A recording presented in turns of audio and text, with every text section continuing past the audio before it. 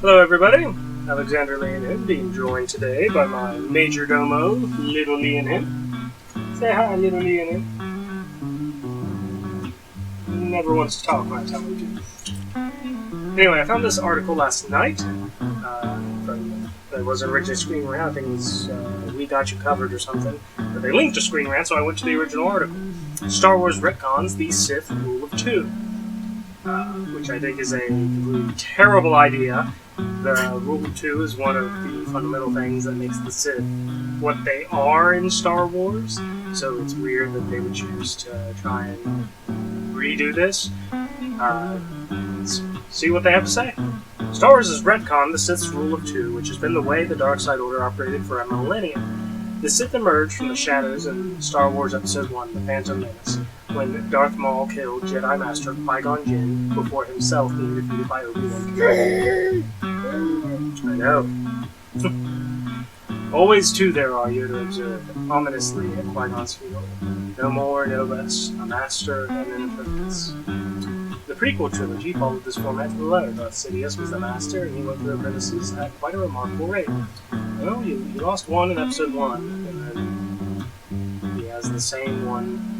So he has a different one in Episode 2 that he has for 4 years, and who dies in Episode 3, so I don't know if I'd call that a remarkable rate.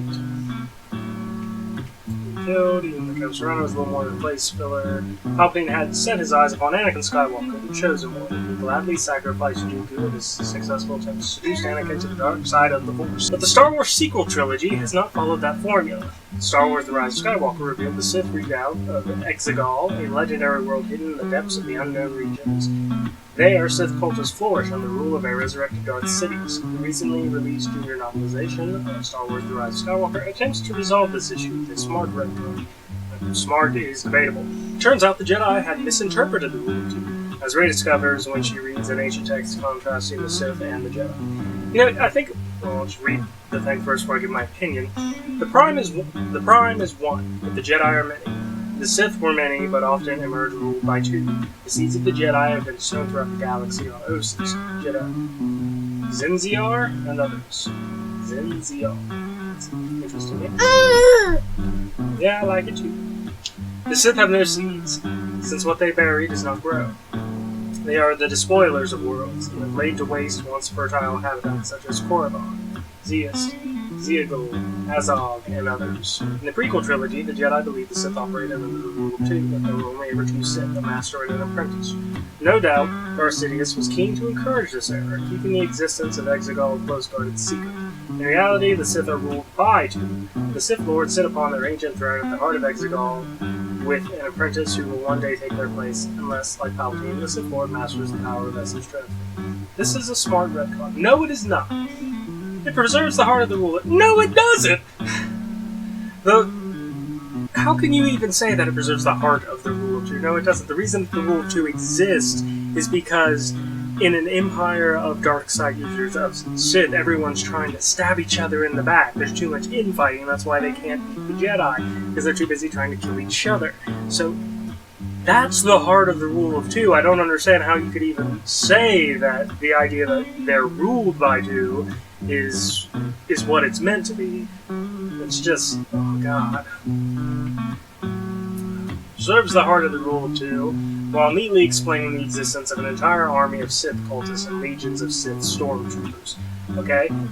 You could have easily just said that they were Sith cultists and Sith stormtroopers, not Sith. That is an important distinction that can often be found within the expanded universe, or at least in Legends. That's why Dooku could have like a Asajj Ventress. She was a Sith, or she was an assassin. She wasn't officially his apprentice, because of course he's not going to tell Palpatine that. So quite literally is what they were. Presumably the Sith cultists were encouraged to compete for the attention of the Lords of the Sith, and sometimes the Sith Lord would choose an apprentice from among their number if they proved particularly strong in the Force. That would also explain another oddity in the history of Star Wars, why the Jedi never discovered the continued existence of the Sith. When these... Well, I already know you're going to be wrong now. When these sinister beings were involved in galactic affairs, because they weren't open about it!